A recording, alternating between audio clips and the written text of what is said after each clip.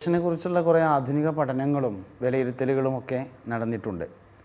ക്യാൻസറിന് കാരണമാക്കുന്നു എന്ന് പറഞ്ഞ ആശയത്തെ ചില ആളുകളൊക്കെ തള്ളിക്കളഞ്ഞിട്ടുണ്ടെങ്കിലും റേഡിയേഷൻ വലിയൊരു പ്രശ്നമാണ് എന്നുള്ളതിൽ ആർക്കും തർക്കമില്ല. രണ്ട് പ്രധാനപ്പെട്ട പ്രശ്നങ്ങൾ സ്ഥിരമായി മൊബൈൽ ഉപയോഗിക്കുന്നത് കൊണ്ടുണ്ടാകുമെന്നാണ്. ഒന്ന് കണ്ണിനെ ബാധിക്കുന്നതാണ്, മറ്റൊന്ന് നട്ടെല്ലിനെ ബാധിക്കുന്നതാണ്. ഇത് രണ്ടും മൊബൈലിൻ്റെ ഉപയോഗം കൊണ്ടുണ്ടാവും. ശരീരവും മൊബൈലും എങ്ങനെയാണ് കൂടിച്ചേരേണ്ടത് എന്നതാണ്. അധികം ആളുകളും പോക്കറ്റിൽ വെക്കുന്നത് ഹാർട്ടിൻ്റെ അടുത്താവും, അത് എന്തായാലും ദോഷകരമാണ്. എന്നാൽ പിന്നെ അരയിൽ വെക്കുന്നതോ അതും റീപ്രൊഡക്റ്ററി സിസ്റ്റത്തെ ബാധിക്കുന്ന ഒരു കാര്യമാണ്. അപ്പോൾ മൊബൈലിനെ നമ്മൾ ഏറ്റവും നല്ലത് സൈഡ് പോക്കറ്റുകളിൽ നമുക്ക് ഉപയോഗിക്കാൻ പറ്റും. അതിലേറെ ഏറ്റവും സുരക്ഷിതം പരമാവധി കയ്യിൽ പിടിക്കുക എന്നത് തന്നെയാണ്. പിന്നെ ഇന്നിപ്പോൾ ടച്ച് സ്ക്രീനാണ് അധികമുള്ളത്. അപ്പോൾ നമ്മൾ ഈ വിരലിൻ്റെ തുമ്പുകളിലേക്ക് പ്രധാനപ്പെട്ട ഞരമ്പുകളും നാഡികളൊക്കെ സന്ധിക്കുന്നുണ്ട്. അപ്പോൾ ഈ ഒരേ വിരൽ കൊണ്ട് ടച്ച് ചെയ്യൽ ഒഴിവാക്കണം. 10 വിരൽ ഉപയോഗിച്ച് ടച്ച് ചെയ്യുകയോ അല്ലെങ്കിൽ ടച്ച് ചെയ്യുന്നതിനുള്ള പേനകളുണ്ട്. കൂടുതൽ സമയം എഴുതുകയോ അങ്ങനെയൊക്കെയുള്ള ആവശ്യങ്ങൾക്ക് വേണ്ടി ഉപയോഗിക്കുന്നത് ടച്ചിങ് പേന ഉപയോഗിച്ചുകൊണ്ട് ആയിരിക്കുന്നതും നല്ലതാണ്. ഇങ്ങനൊരു സമീപനം മൊബൈൽ ഏറ്റവും ഉപകാരമുള്ള സാധനമാണ്, ഏറ്റവും ഉപദ്രവമായി തീരുക. അതുകൊണ്ട് സൂക്ഷിച്ച് ചെയ്താൽ ദീർഘകാലം ഉപയോഗിക്കാം എന്നതാണ്. റിംഗ് ടോണിൻ്റെ കാര്യത്തിലേക്ക് വരികയാണെങ്കിൽ ചില ആളുകൾ സലാത്ത് അല്ലെങ്കിൽ ബാങ്ക്, ഖുർആൻ അങ്ങനെയൊക്കെ റിംഗ് ടോണാക്കി മാറ്റാറുണ്ട്.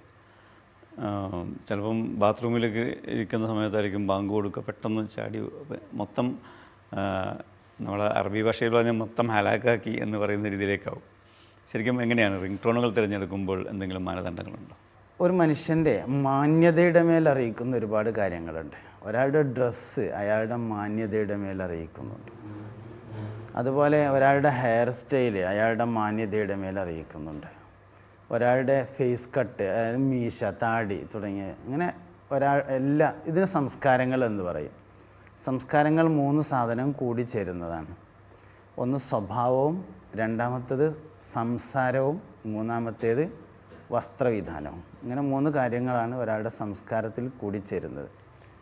ഇപ്പോൾ ഒരാൾ കതറെടുത്താൽ അയാളുടെ സംസ്കാരം എന്താണെന്ന് മനസ്സിലാവും. ഒരാൾ കാവി എടുത്താൽ അയാളുടെ സംസ്കാരം എന്താണെന്ന് മനസ്സിലാവും. ഒരാൾ വെള്ള എടുത്താൽ, കറുപ്പെടുത്താൽ, ഇങ്ങനെ ഒരുപാട് കാര്യങ്ങൾ നമ്മുടെ സംസ്കാരത്തിൻ്റെ മേൽ അറിയിക്കുന്നതായിട്ടുണ്ട്. അപ്പോൾ റിംഗ് ടൂണ് നമ്മുടെ സംസ്കാരത്തിൻ്റെ മേൽ അറിയിക്കുന്നതാണ്. നമ്മുടെ സംസ്കാരത്തെ അറിയാൻ പറ്റുന്ന ആളുകളുണ്ടാവും, അറിയിക്കാൻ പറ്റുന്ന സാഹചര്യവും ഉണ്ടാവും. എല്ലാ സാഹചര്യവും അതിനനുകൂലമാവണം എന്നില്ല. ഇപ്പോൾ ഉദാഹരണമായിട്ട് നമ്മളൊരു മരിച്ചോടത്ത് നിൽക്കുകയാണ്, നമ്മുടെ മൊബൈലിൽ ഡം ഡം ഡിഗ ഡിഗ എന്നാണ്. അപ്പോൾ മരിച്ച മയ്യത്തിൻ്റെ സമീപത്ത് വെച്ചിട്ട് അതിങ്ങനെ പാടിയാൽ അങ്ങനെ ഉണ്ടാവും. അപ്പോൾ ആദ്യമേ സെറ്റ് ചെയ്യുമ്പോൾ ഇതുകൊണ്ട് മരിച്ചോടത്തേക്കും പോകേണ്ടി വരും എന്നൊരു കാഴ്ചപ്പാടിൽ ചെയ്യണം. മൊബൈലിൻ്റെ റിംഗ് ടോണിൽ ഏറ്റവും മാന്യതയായി എനിക്ക് തോന്നിയിട്ടുള്ളത്, ഇതിൻ്റെ ഒരു അഭിപ്രായമാണ്, കമ്പനി അനുവദിച്ച് തന്നതിൽ നിന്ന് ഇഷ്ടപ്പെട്ട ഒന്ന് സെലക്ട് ചെയ്യലാണ്. പുതിയ ഒന്ന് ഡൗൺലോഡ് ചെയ്യുന്നതിനേക്കാൾ ആ മൊബൈലിൻ്റെ നിർമ്മാതാക്കൾ അനുവദിച്ച് തന്ന കുറേ റിംഗ് ടൂൺ ഉണ്ടാവും. അതിൽ നിന്ന് നമുക്ക് ഏറ്റവും ഇഷ്ടപ്പെട്ട, സാധാരണഗതിയിൽ മാന്യമായ റിംഗ് ടൂണുകളാണ് കമ്പനികൾ അനുവദിക്കാറുള്ളത്. ഇനിയൊരു കമ്പനി അതിനെതിരെ വരുമോ എന്ന് എനിക്കറിയില്ല. നിലവിൽ കുറേ എണ്ണം നോക്കിയതിൽ അങ്ങനെയാണ് കണ്ടിട്ടുള്ളത്. അപ്പോൾ കമ്പനി അനുവദിച്ച് തരുന്നതിൽ നിന്ന് നമുക്ക് ഏറ്റവും ഇഷ്ടപ്പെട്ടത്. പിന്നെ ഇതിൽ വേറൊരു കാര്യം, എനിക്കിഷ്ടപ്പെട്ടത് എന്നതല്ല ശരി, ഇത് കേൾക്കുന്നവൻ ഇഷ്ടപ്പെട്ടത് എന്നതിനാണ് 1ാം സ്ഥാനം കൊടുക്കേണ്ടത്. ഇത് കേട്ടാൽ ഇത് കേൾക്കുന്ന ആൾക്ക് എന്ത് തോന്നും, അതിനനുസരിച്ചാണ് നമ്മൾ നമ്മുടെ കാര്യങ്ങൾ സെറ്റ് ചെയ്യേണ്ടത്. അപ്പോൾ ഇതിൽ അനുവദിക്കപ്പെട്ടിട്ടുള്ളതിൽ നിന്ന് നമുക്കും മറ്റുള്ളവർക്കും ഇഷ്ടം തോന്നാൻ സാധ്യതയുള്ള ഒന്ന് സെലക്ട് ചെയ്തിട്ട് അത് സെറ്റ് ചെയ്യലായിരിക്കും ഏറ്റവും നന്നാവുക.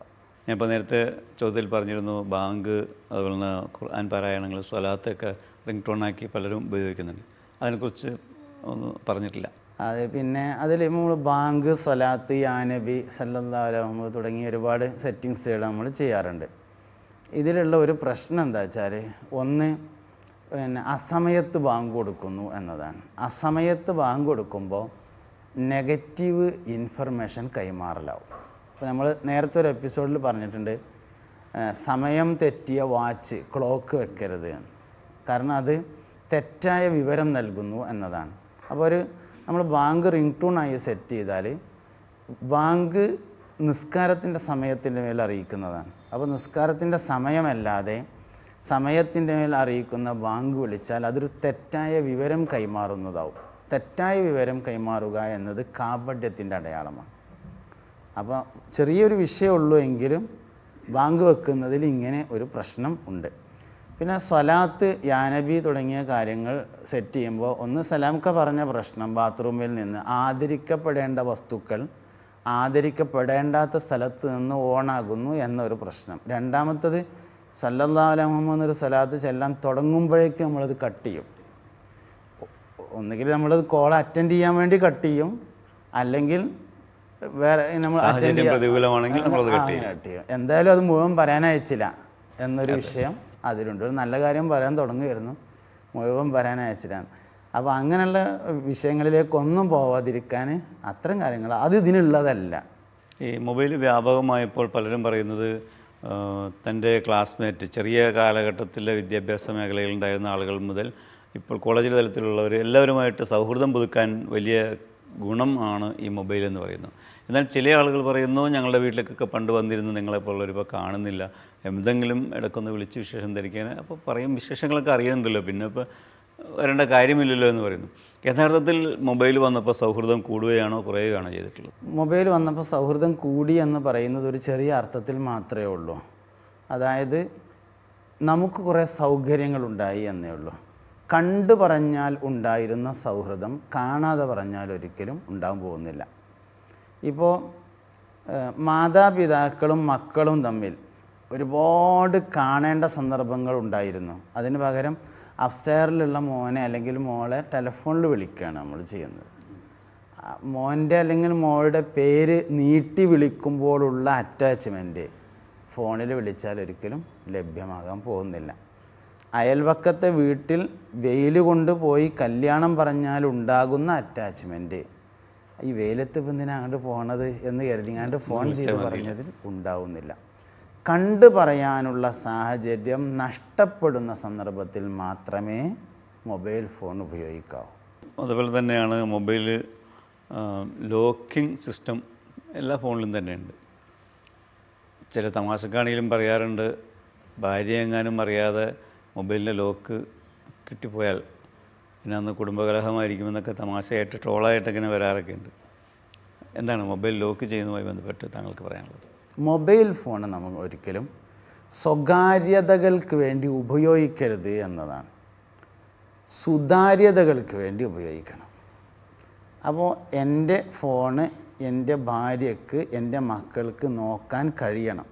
ലോക്ക് ഉണ്ടെങ്കിൽ അത് ചെറിയ കുട്ടികൾക്ക് കാണാതിരിക്കാനും അല്ലെങ്കിൽ അവർ മിസ്യൂസ് ചെയ്യാതിരിക്കാനും വേണ്ടിയിട്ടാണ്. ഈ ലോക്ക് ചെയ്യുന്നത് ഈ വസ്തു മിസ്യൂസ് ചെയ്യാതിരിക്കാൻ വേണ്ടിയിട്ടാണ്, അല്ലാതെ നമ്മളെക്കുറിച്ച് ആരും അറിയാതിരിക്കാൻ വേണ്ടിയിട്ടല്ല. അപ്പോൾ ഭാര്യയ്ക്ക് എന്ന് മാത്രമല്ല മക്കൾക്കും വേണ്ടപ്പെട്ടവർക്കുമൊക്കെ ഏത് സമയത്തും നമുക്ക് എന്തെങ്കിലും സംഭവിച്ചു, നമ്മൾ മരിച്ചു, ഈ മൊബൈൽ ഇനി കാലാകാലം തുറക്കേണ്ട അങ്ങനത്തെ ഒരു അവസ്ഥ ഒരിക്കലും ഉണ്ടാവരുത്. അതിന് പകരമുള്ള സംവിധാനങ്ങളോട് കൂടിയാണ് ലോക്ക് ചെയ്യേണ്ടത്. അപ്പോൾ ഒരാളുടെ വ്യക്തി ജീവിതത്തിൻ്റെ ശുദ്ധതയുടെ മേൽ അറിയിക്കുന്നുണ്ട് അയാളുടെ ഫോണിൻ്റെ ലോക്ക്.